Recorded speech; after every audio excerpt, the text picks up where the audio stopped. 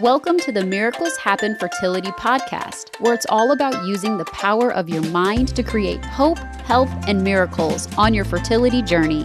And now your host, a dash of science and a heap of spirit, Dr. Maria Rothenberger.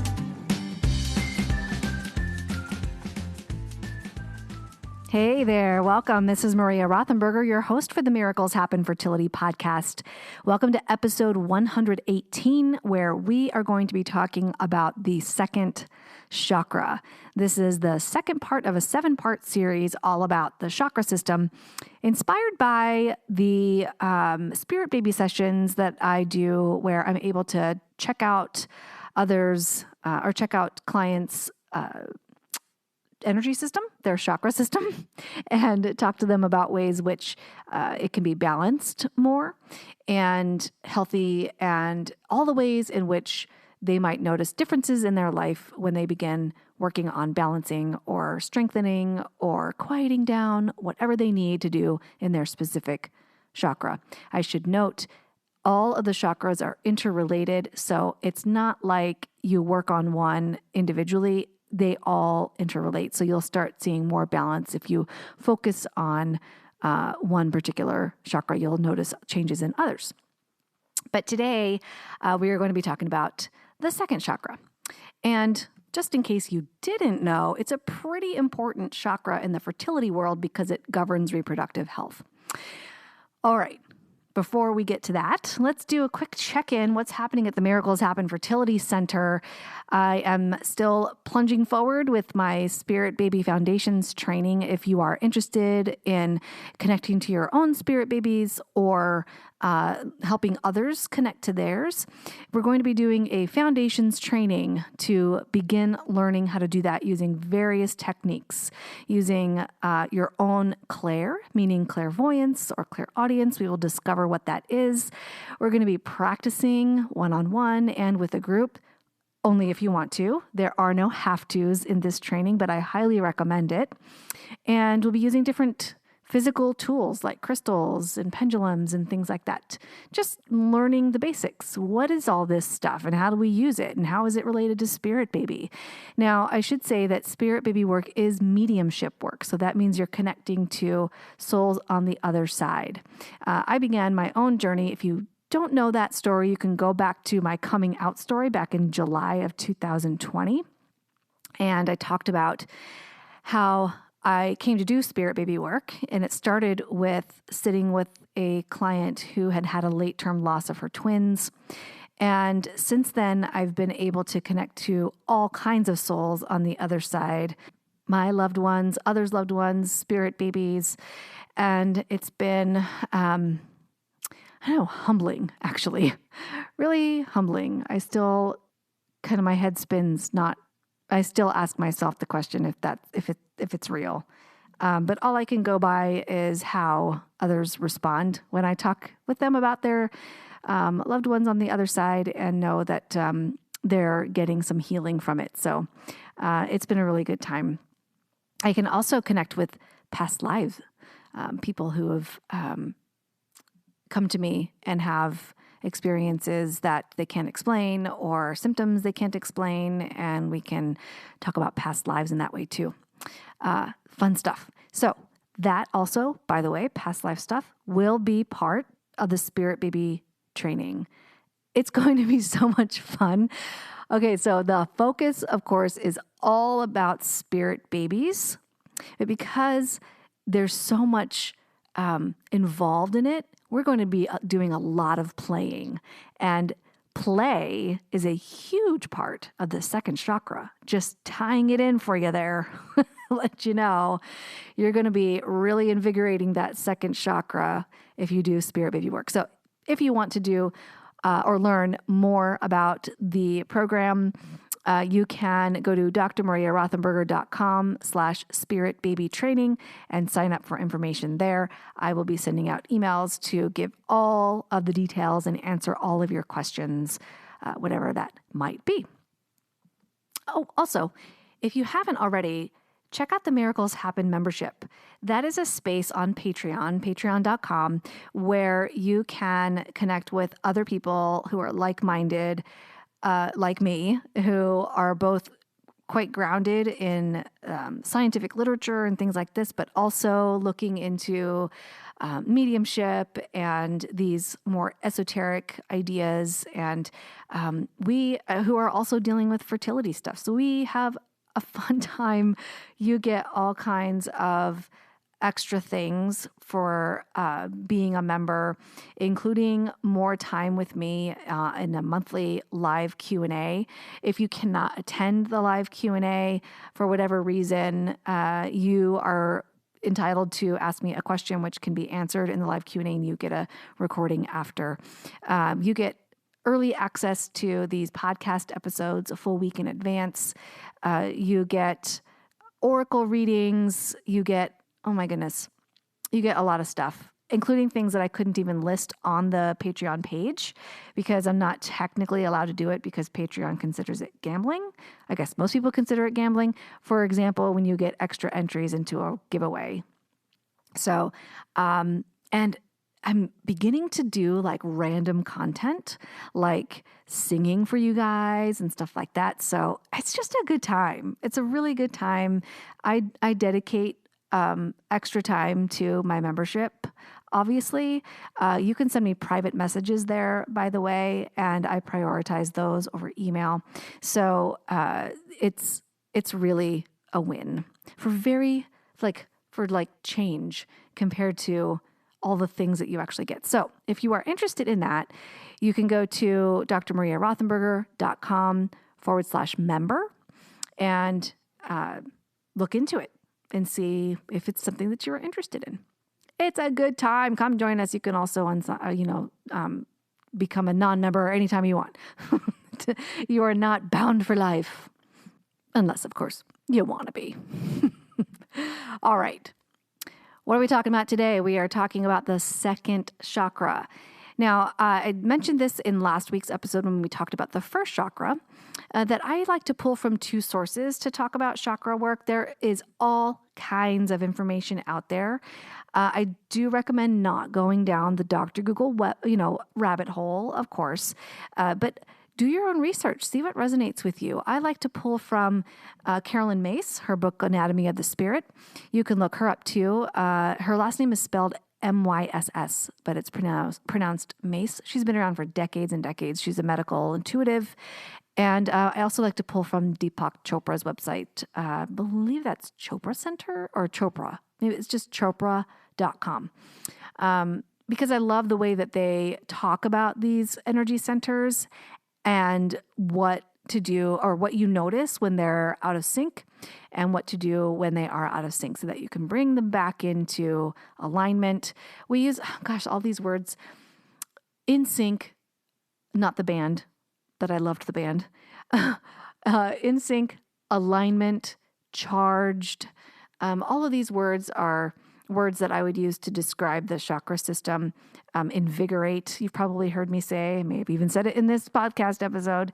You'll hear me interchange them. I did talk last time, just to recap, what I see in terms of an energy center or a chakra, and what I consider out of balance and imbalance.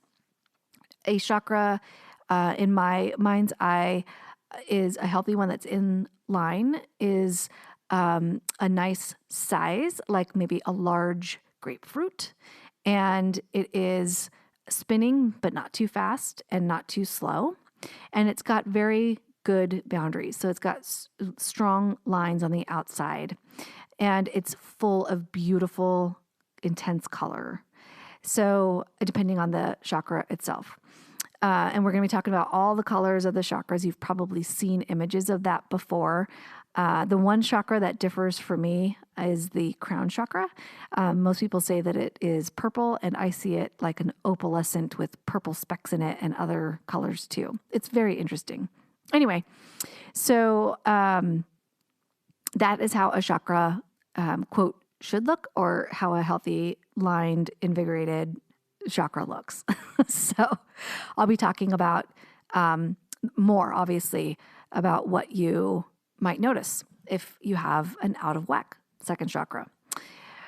First, let's just talk about what the second chakra governs. Okay, so the first chakra governs connections with your family and friends, having like a group connection. And it also governs security. You go back to the last episode 117, and you'll hear more details about the first chakra. The second chakra, in Sanskrit, it's called the Svadhisthana. It is all about creativity and sexual energy, procreativity, and anything about the lower intestine. The word Svadhisthana, this is per Chakra.com, the word Svadhisthana can be translated as, quote, the dwelling place of the self. I think that is beautiful. Chakra.com says, when this chakra is out of balance, a person may experience emotional instability, fear of change, sexual dysfunction, depression, or addictions. And there's more to that. Obviously, fertility issues, lower back pain, sciatica, those kinds of things are all part of the second chakra. Somebody else might experience fertility issues. Hello. Sexual potency issues, urinary tract issues. These kinds of symptoms are things that you might see if you have a second chakra imbalance. Now, the emotional problems that can present themselves. So here's what generally happens, right? I like to talk about things in mind, body, soul ways, as you know. So usually the energetic frequency of, sexual dysfunction or fertility issues or lower back pain, lower GI tract issues, those all manifest first energetically. And the way that they manifest first energetically is through our emotional body, through our mind and our emotions. And so what comes up is the things that the second chakra govern are money and sex, power and control, which is really related, right? Blame and guilt, creativity, which I've mentioned before, and ethics and honor in relationships. This is according to Carolyn Mace. Now, I remember the very first time that I heard of this concept of the chakra system was when a friend lended to me back in the day a set of cassette tapes. Now, this was admittedly only 13 to 15 years ago. And so CDs were in existence. MP3s were just beginning. But I had a car that had a cassette player in it. Yay! So I played these cassette tapes in my car. They were a talk given by Carolyn Mace. And when she talked about second chakra issues, I about fell out of my driver's seat because she mentioned endometriosis. And that is exactly what I was dealing with. And fertility issues, and that is exactly what I was dealing with. And relationship problems, and that is exactly what I was dealing with. And creativity issues, all of my creative blocks, I was totally dealing with that. Everything that she said was absolutely exactly what I was dealing with. Here's what she says in Anatomy of the Spirit. There are primary fears and strengths for each chakra. She says the primary fears of the second chakra, fears of loss of control. Hello, who doesn't experience that in the baby-making path? Or being controlled by someone else through the dominating power of events or conditions, such as addiction, rape, betrayal, impotence, financial loss, abandonment by your primary partner or professional colleagues, and also fear of the loss. Oh gosh, this one is so important. Fear of the loss of the power of the physical body.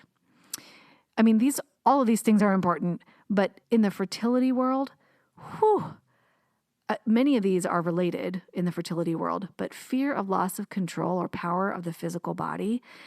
Raise your hand, and I bet 98% of you are raising your hand right now, if you have felt like your body has betrayed you, like it is, quote, weak, like it is not doing what it is supposed to do, and that is frightening. Such an important second chakra vibe, okay? Now we look at the flip side. What are the primary strengths of the second chakra? The ability and stamina to survive financially and physically on one's own and to defend and protect oneself. The fight or flight instinct, the ability to take risks, the resilience to recover from loss, whether from family members, partners, property, occupation, or finances, the power to rebel and reestablish a life. Friggin' A, this is like speaking to me. And personal and professional decision-making ability and talent. Those are the strengths of the second chakra. Now, how many of them on your fertility journey have been threatened? Has the ability to take risks been threatened? Has it been hard to be resilient when you're recovering from loss? Has it been difficult to make personal and financial, professional decisions lately? What's it been like for you? I bet that you are just like the rest of us. I bet you're just like the rest of us crew who are very familiar with these threats to our second chakra stability. All right, so what do you do? What do you do when you realize, oh, fuck, I probably have a completely out of whack second chakra? Okay, here's what I normally see, by the way, when someone's second chakra is completely out of whack. Lately, however, I should say, especially with spirit baby folks, because I think it's because they're so in tune, and they've come to a place now. The outside world might say, "Oh no, they're really fucking desperate." Okay, now they're going to see a psychic medium. That's crazy, right? Some of the outside world might say that, but you wouldn't say that because you're listening to me right now. Thank you for that.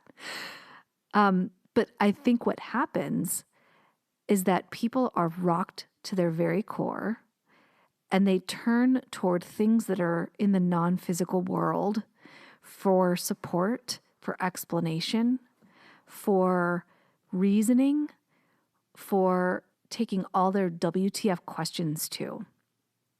And when that happens, there is an awakening. There's an opening up to these spiritual realms, this ability to connect to your guide, to angels, to whoever's on the other side that inspires you. Have you ever had that thing where you just, a thought pops in your head and you're like, oh, that's a good idea.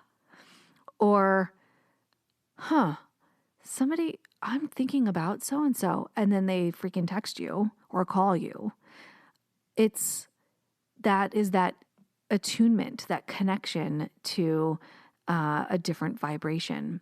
And I find that when people start connecting to that, when they start gaining more awareness of this spiritual self, then second chakra is really affected. You start to actually feel more in control. You start to actually feel resilient. This is why there's a chapter in my book, Transcending Infertility, letting go is not giving up. Because there's a letting go when you lean on this unknown. The spiritual realm is, unknown, right?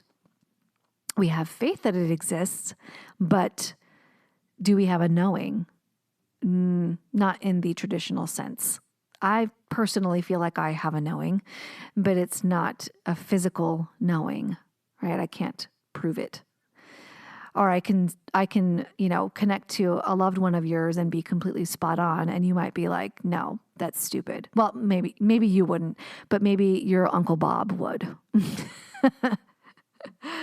So what I find, all this to say, and I promise there's a point, all this to say, when I talk with clients who are really into spiritual stuff and spirit baby work, the second chakra actually looks better. It actually looks better than others that I see. So here's what I normally see when I work with somebody who's not really into like spirit baby stuff or anything spiritual, and they're just like pissed off at the world and bitter, exactly like I used to be. Their second chakra is usually quite dim. Sometimes it's almost so dim that there's a dark spot right in the middle, like an actual blackness that I will be able to perceive. And then around, like a halo around the black spot, is the color of the second chakra, which is orange. And usually it's a dull orange, and I'll see some spinning, but it's very slow and sluggish is what I will normally see. So, and there are no clear boundaries. There's like a fuzziness on the edge of the chakra. Somebody who's working on their energy system, I'll see a whole orange spinning orb. It's not spinning like what I would consider a healthy rate, but it's definitely spinning. And sometimes there are fits and starts. It's like it'll move and then get stuck a little bit and be slow. And then it'll move again and then get stuck a bit and be slow. And also the color is a little bit dim. So what you want to see, or what I like to see, and this is without doing like in-depth research, by the way, on the chakra system, this is just what I see. I like in a healthy chakra system, the second chakra is usually a little bit darker than an orange, like a piece of citrus fruit, orange. So it's a little bit darker.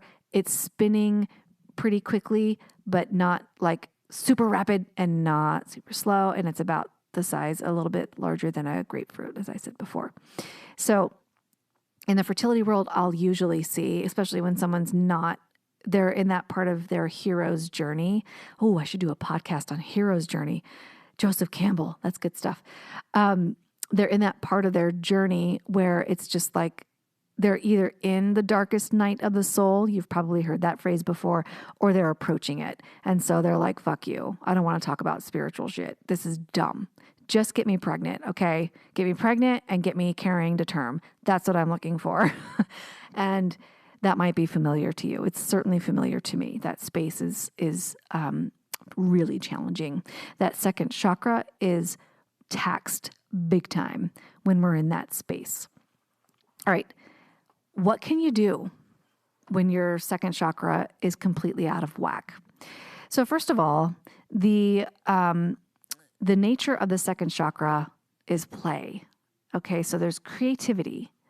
It's like there's a fantastic TED Talk by Sir Ken Robinson. It's about education. And he says, I think the title is creativity gone out of education, or something like that? Does the teaching system or does education take away creativity or abolish creativity? Something to that effect. Look it up. It's really great. He's hysterical.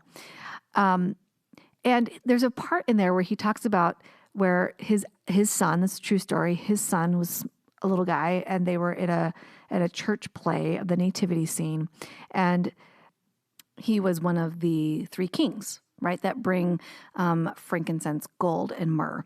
Well, apparently the kids entered out of order, and the first kid says, I bring you gold. The second kid says, I bring you myrrh. And the third kid says, Frank sent this. Freaking hysterical. Now, he didn't know his line, but he gave it a shot anyway. And that's the creativity piece, right? That's the part like kids they'll try. They'll just throw it out there and see what happens. It's like I used to do when I was learning how to cook, and I am still learning how to cook, by the way. I would take a piece of spaghetti and throw it on the wall to see if it stuck, right? And if it stuck, it was probably cooked. That's the playfulness that I'm talking about.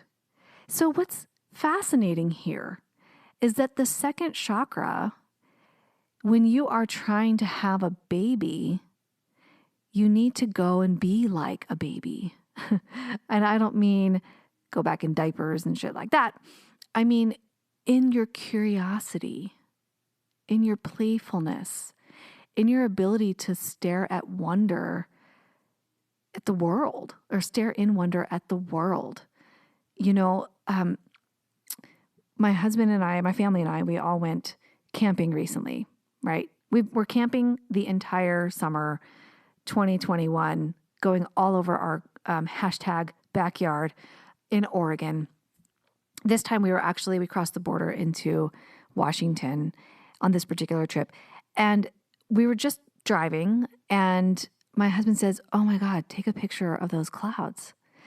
They look like angels." And they did. They were beautiful. That is the awe and the wonder that I'm talking about. To foster creativity and wonder and playfulness, you don't have to sit down and paint. You don't have to create a sculpture. You don't have to create an amazing piece of music or something. Although those things are beautiful, and do them if you can. But just to be in your present moment and notice the things that are kind of amazing, that's the vibe I'm going for here. That is such a beautiful recharger to the second chakra. Playfulness, wonder, being present, and then creating things too, right? Like, it doesn't matter what you create. Maybe you're an amazing cook. If so, I would love to know how you do that, because my brain doesn't work that way. Or maybe you like to put outfits together. Maybe you're a stylist. Maybe you're that person that can create. My youngest kindergarten teacher was an amazing party planner, is an amazing party planner. She just has it in her brain how to put all the pieces together. And she's so creative around it. Like, what about this? And what about that? And it looks amazing. Maybe you're that. Tap into that. What I tapped into when I was dealing with second chakra issues was I tried my hand at gardening. I didn't know if it would work or not, but I threw the damn spaghetti on the wall to see what would happen. Lo and behold, I have like this gorgeous eggplant that my husband won't eat, and other beautiful fruits from my garden. And I was amazed. Oh my God. And my dog would eat my lovely grape tomatoes, and that was always annoying. But oh my gosh, I helped create that. Isn't that freaking cool? And I just was filled with wonder.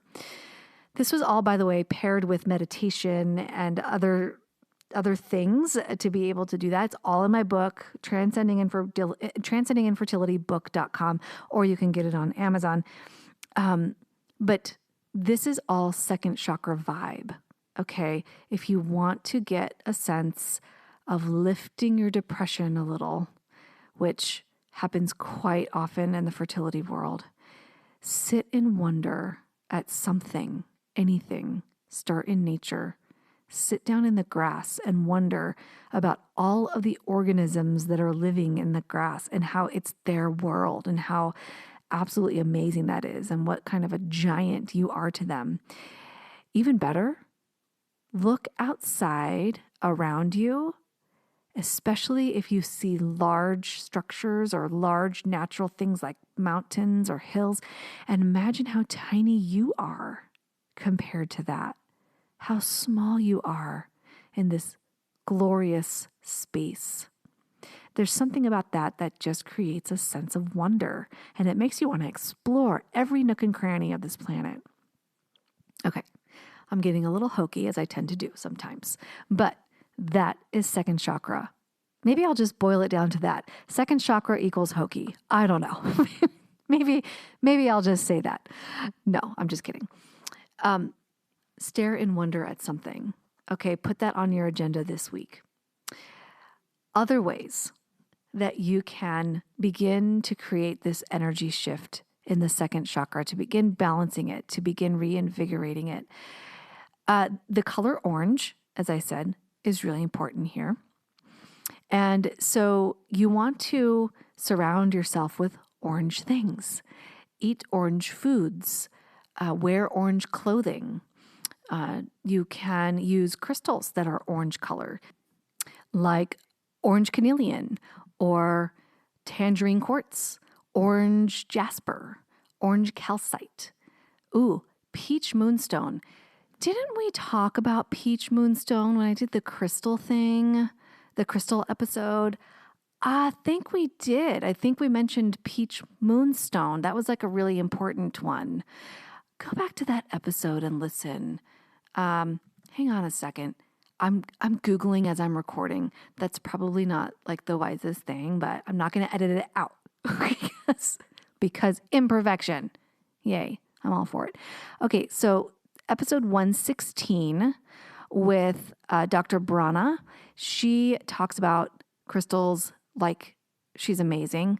And I believe that she emphasized peach moonstone. So, all right. It was a moonstone of some kind. So go check that out. But anyway, peach moonstone, that's an orange hued crystal. So you can use crystals. You can listen again to that crystals episode to know how to use crystals. There's a lot of information there, which of course is still just scratching the surface. Or of course you can Dr. Google it, right? Limit your Dr. Google. But you can look up plenty of ways to use those crystals. I personally like to use very gentle crystals. You will know that a crystal is gentle when you pick it up and feel it. You're going to be tapping into your intuition here, another skill that I talk about in transcending infertility, because crystals have their own energies. They literally do. They're measurable. So this is part of the science work that I love so much. And you'll be able to see whether or not that particular stone resonates with you. So I'd like to place them on the area that I would love to see healing and meditate 20 minutes. And that crystal's energy is absorbed into your body. Okay, what else can you do to help align your second chakra? The sound healing is very important as well. The sound for the second chakra is VAM, V-A-M, VAM. So if you are a chanter, for example, you can sit in meditation and chant VAM, either out loud or in your mind, does not matter. Or you can, I don't know if I mentioned this on the first podcast episode, on the root chakra podcast episode, but Deepak Chopra, one of my favorite meditations with him is the chakra system. You can find it on YouTube. You just look up Deepak Chopra chakra and you'll find it. It's all 7 chakras. And he plays music in the background and talks about he moves you through each chakra. And he talks about the sound VAM. And you think of the sound VAM or chant it out loud, and also imagine the color orange. And that can help reinvigorate the chakra. Now, how about all 3 of those? Laying on a comfortable surface, putting a beautiful crystal, a beautifully cleansed crystal on your second chakra, and chanting and imagining the color orange, all of that. And then imagining a life where you are playful and creative and you have that baby in your arms. You can create that baby in your arms, in your imagination, and that can also help reinvigorate that second chakra.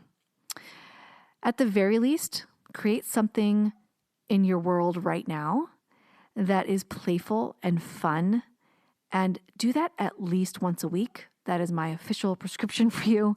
Have fun at least once a week. Put it in your calendar. Hold yourself accountable to it. You won't regret it. Okay, that is all about, well, actually, we're just scratching the surface about the second chakra. Again, feel free to look up more. I took information from both Chopra.com and The Anatomy of the Spirit by Carolyn Mace. Highly, highly recommend the Carolyn Mace book. Or you can find her all over YouTube and the internet too. She's absolutely astounding. Her work is amazing. Okay, with that, my friend, may you be happy and fully balanced in that second chakra. May you learn to play again, and may you put that on your calendar as soon as this is over. And until next time, be well.